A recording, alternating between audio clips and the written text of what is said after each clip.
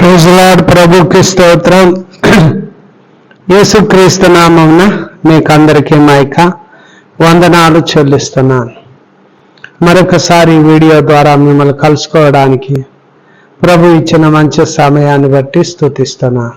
ఈరోజు ఎక్కడ చూసినా కుటుంబాలలో సమస్యలు,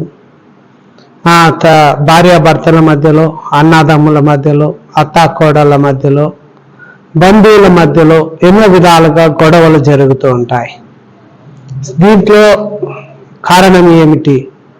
ఈ సమాధానం ఎందుకు కుటుంబాలు ఈరోజు అనేక మంది చెరలో ఉన్నారు అనే విషయాన్ని మనం చూసినట్లయితే, ప్రభు ఆత్మ నా మీద ఉన్నది, బీదలకు సువార్త ప్రకటించుటకు ఆయన నన్ను అభిషేకించాడు, చెరలో ఉన్న వారికి విడుదల అన్నాడు, గుడ్డి వారికి చూపు కలగాలి, నలిగిన వారిని విడిపించాలి. ఇది దేవుని యొక్క ఉద్దేశమై ఉన్నది. కావున ఈ వీడియో చూసేటువంటి మన యొక్క జీవితాల్లో ప్రభువు మనని చెరలో, చాలా కుటుంబాలు ఈరోజు చెరలో ఉన్నారు, వారికి విడుదల ఇవ్వాలి అనేదంటే దేవుని యొక్క ఉద్దేశమై ఉన్నది. కావున మనం చెరలో ఉన్నామా లేదా? ఒకవేళ నువ్వు చెరలో ఉన్నట్లయితే వీడియో ద్వారా నువ్వు విడుదల పొందాలి. ఎలా విడుదల పొందాలి? మనం ఏం చేయాలి? ఏం చేస్తే మనం విడుదల పొందుతాము? ఒకవేళ విడుదల పొందకపోతే మన పరిస్థితి ఎలా ఉంటుంది అనే విషయం చూసినట్లయితే, మత్తయి సువార్త 5వ అధ్యాయం 21 నుండి 26 వరకు, తన సహోదరుని మీద కోపపడే ప్రతివాడు విమర్శకు లోనగును, సహోదరుణ్ణి చూసి వ్యర్థుడా అని చెప్పేవాడు మహాసభకు లోనగును, ద్రోహి అని చెప్పేవాడు నరకాగ్నికి లోనగును అంటాడు. తరచుగా మన కుటుంబాల్లో ఇతరుల మీద ఏం చేస్తుంటామంటే తరచుగా కోపడడం, మరి అదేవిధంగా వ్యర్థుడా అని చెప్పడం, ద్రోహి అని కొన్ని విషయాల్లో ఆ వాడుకగా మాట్లాడుతూ ఉంటాం. అలా కోపపడకూడదు అని వాక్యం చెప్తుంది. కోపం మానాలి, ఆగ్రహాన్ని విడిచిపెట్టాలి, వ్యసన పడకూడదు. ద్రోహి, వ్యర్థుడా అని కూడా మనం చెప్పకూడదు. ఎందువల్లంటే చెడ్డ మాటలు పలకకుండా నాలుకను, కపట మాటలు రాకుండా పెదాలను కాచుకోవాలి. బూతులైనను, పోకిరి మాటలైనను, సరసోక్తులైనను మనము ఉచ్చరింపకూడదు. వినువారిని చెరుపుటకే గాని మరి దేనికి పనికిరాని మాటలు గూర్చి వాదాలు పెట్టుకోకూడదు. కావున దయచేసి నోటిని మనం జాగ్రత్తగా కాపాడుకోవాలి. రెండవదిగా, బలిపీఠమునొద్ద అర్పణం అర్పించుచుండగా నీ మీద నీ సహోదరునికి విరోధమేమైనను కలదని అక్కడ నీకు జ్ఞాపకం వచ్చిన ఎడల అక్కడ బలిపీఠమును ఎదుటనే నీ అర్పణం విడిచిపెట్టి మొదట వెళ్ళి నీ సహోదరునితో సమాధానపడుము, అటు తరువాత వచ్చి నీ అర్పణము అర్పించము అంట.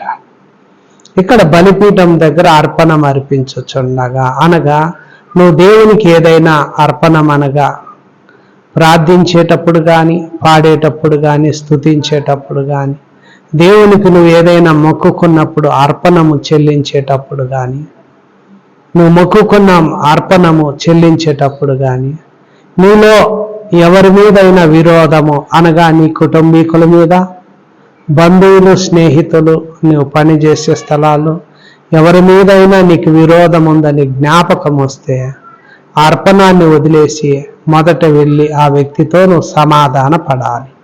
అటు తర్వాత వచ్చి నీ అర్పణాన్ని అర్పించాలి. రాయబడింది ఏమిటి అంటే, మనం మనుషుల అపరాధాలను క్షమిస్తే మీ పరలోకపు తండ్రి మీ అపరాధాలను క్షమిస్తాడు. మత్తయి సువార్త 6వ అధ్యాయం 14-15 చూసినట్లయితే, మనము మనస్సులో మనుషుల అపరాధాలను మనం క్షమించినట్లయితే పరలోకపు తండ్రి ఏం చేస్తాడంటే మన అపరాధాలను క్షమిస్తాడు. మీరు మనుషుల అపరాధాలను క్షమించని ఎడల మీ తండ్రియు మీ అపరాధాలను క్షమించడు అంటాడు. కావున మనం ఇతరులను ఏం చేసే వాళ్ళగా ఉండాలంటే క్షమించే గుణాన్ని అలవాటు చేసుకోవాలి.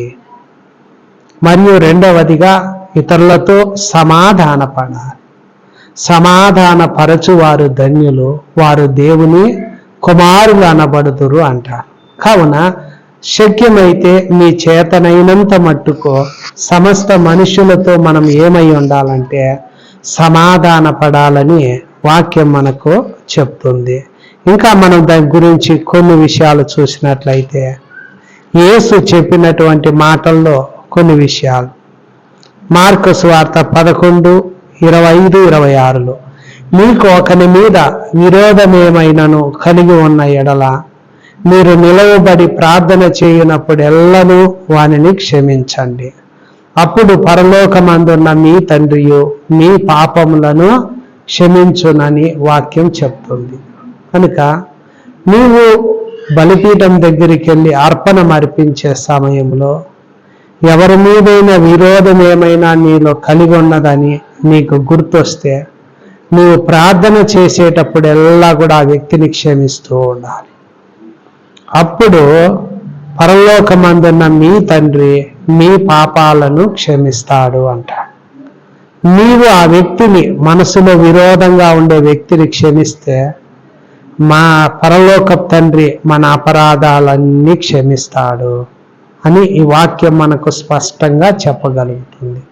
కావున దయచేసి దేవుని యొక్క బిడ్డలుగా క్షమించేటువంటి స్వభావాన్ని మనము కలిగి ఉండాలని వాక్యం మనకు చెప్తుంది. ఒకవేళ నీ మనసులో విరోధంగా ఉన్న వ్యక్తి నీ దగ్గరలో ఉన్నట్లయితే, నీ పని చేసే స్థలాల్లో ఉంటే ఆ వ్యక్తి దగ్గరికి వెళ్ళి నువ్వు సమాధానపడాలి. ఆ మాటే యేసు తన దగ్గరకు ఉన్నటువంటి శిష్యులను ఉద్దేశించి ఆ మాట చెప్తున్నాడు. నీ ప్రతివాదితో నీవును త్రోవలో ఉండగానే, చూడండి ఆ మాట మనం చూసినట్లయితే, నీ ప్రతివాదితో నీవు త్రోవలో ఉండగానే త్వరగా నువ్వు వెళ్ళి వానితో సమాధానపడు అంటాడు. అటు తర్వాత వచ్చి త్వరగా వానితో సమాధానపడు. నువ్వు ఎవరి నీ మనసులో విరోధం ఉందో, ఎవరి మీద నీకు కోపం ఉందో, ఎవరి మీద నీకు ద్వేషం ఉందో, ఎవరిని నువ్వు నీ మనస్సులో శత్రుత్వం ఉందో, ఎవరి మీద నీకు అసహ్యం ఉన్నదో, ఎవరి మీద నీకు మనస్సులో కోపం ఉన్నదో, ఆగ్రహం ఉందో, ఆ వ్యక్తి నీకు దగ్గరలో ఉండగానే, నీకు నీ అధీనత సమయం ఉండగానే నువ్వు త్వరగా వెళ్ళి ఆ వ్యక్తితో సమాధానపడు. లేకపోతే ఒకవేళ నీ ప్రతివాది నిన్ను న్యాయాధిపతికి అప్పగిస్తాడు, న్యాయాధిపతి నిన్ను బంట్రోతుకు అప్పగిస్తాడు, అంతటా నువ్వు చెరసాలలో వేయబడదు అంటాడు. కావున మనకు సమయం ఎంత ఇచ్చాడంటే సాయంకాలంలోగా కోపం మానాలి, ఆగ్రహాన్ని విడిచిపెట్టాలి, వ్యసన పడకు. సూర్యుడు అస్తమించు వరకు మీ కోపం నిలిచి ఉండకూడదు. అపవాదికి చోటు ఇవ్వకనక సాయంత్రములోగా, ఉదయం నుండి సాయంత్రములోగా నీ మనసులో ఎవరి మీద విరోధం ఉందో ఆ వ్యక్తితో నువ్వు వెళ్ళి సమాధానపడాలి. లేకపోతే ఆ వ్యక్తి అపరాధాలు, పాపాలు నిలవబడి ప్రార్థన చేసేటప్పుడు ఆ వ్యక్తిని నువ్వు క్షమిస్తూ ఉండాలి. ఈ విధంగా చేయటం ద్వారా ప్రభు నీ జీవితాల్లో ఏం చేస్తాడంటే అలా త్వరగా మనం సమాధానపడాలి. కనుక దయచేసి అప్పుడు దేవుడు చెరలో ఉన్న నీకు ప్రభు విడుదల ఇస్తాడు. సమాధానం శక్యమైతే నీ చేతనైనంత మట్టుకు సమస్త మనుషులతో సమాధానంగా ఉండండి అంటాడు. అందరితో సమాధానంగా ఉండాలి. దానికి ఒకే ఒక పద్ధతి ఏమిటి అంటే, నువ్వు ఎప్పుడు అందరితో నువ్వు సమాధానంగా ఉండగలవు అంటే ఇతరులతో ఎప్పుడు నువ్వు అందరితో ఉండగలవంటే క్షమించే గుణం కలిగి ఉండాలి. క్షమించాలి. మనుషుల అపరాధాలను నువ్వేం చేసేవారుగా ఉండాలంటే క్షమించే తత్వాన్ని కలిగి ఉండాలి. అందువల్లనే యేసు కూడా, తండ్రి మీరేమి చేయుచున్నారో వీరు ఎరుగరు గనక వీరిని క్షమించుమని యేసు అన్నాడు. కావున నీవు నేనైనా మన అందరూ ఏం చేసేవారుగా ఉండాలంటే ఇతరులను క్షమించే తత్వాన్ని కలిగి ఉండాలని వాక్యం మనకు స్పష్టంగా చెప్తుంది.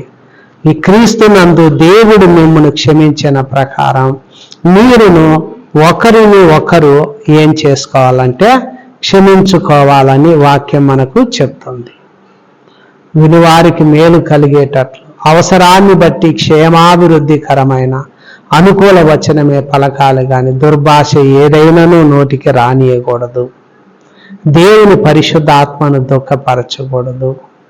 మనలో సమస్తమైన ద్వేషాన్ని, కోపము, క్రోధము, అల్లరి, దూషణ అవన్నీ వదిలేసేయాలి. ఒకరి ఎడల ఒకరు దయ కలిగి కరుణాహృదయులై దేవుడు ఎలా మనల్ని క్షమించాడో మనం కూడా ఒకరినొకరు ఏం చేసుకోవాలంటే క్షమించుకునే తత్వాన్ని కలిగి ఉండాలి. దయచేసి ఈ మాటలు వినేటువంటి మనం కూడా ఆ రీతిగా నడుచుకోవాలని ప్రభు వాక్యం మనకు స్పష్టంగా చెప్తుంది. మరొక చోట చూసినట్లయితే వాక్యం మనకి ఏం చెప్తుందంటే ప్రభు చెప్పినటువంటి మాట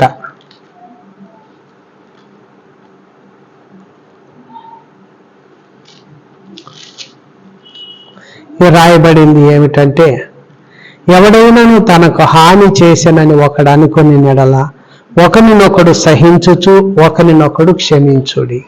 ప్రభువు మిమ్మల్ని క్షమించినలాగున మీరును క్షమించుడి. వీటన్నిటిపైన పరిపూర్ణతకు అనుబంధమైన ప్రేమను మీరు ధరించుకొనిడి. క్రీస్తు అనుగ్రహించు సమాధానము మీ హృదయాలలో ఏలుచుండనీయుడి. ఇందుకొరకే మీరు ఒక్క శరీరముగా పిలువబడితిరి, కృతజ్ఞులై ఉండుడి అని వాక్యం మనకు చెప్తుంది. దేవుని చేత ఏర్పరచబడిన వారు పరిశుద్ధులు, ప్రియులైన వారికి తగినట్లుగా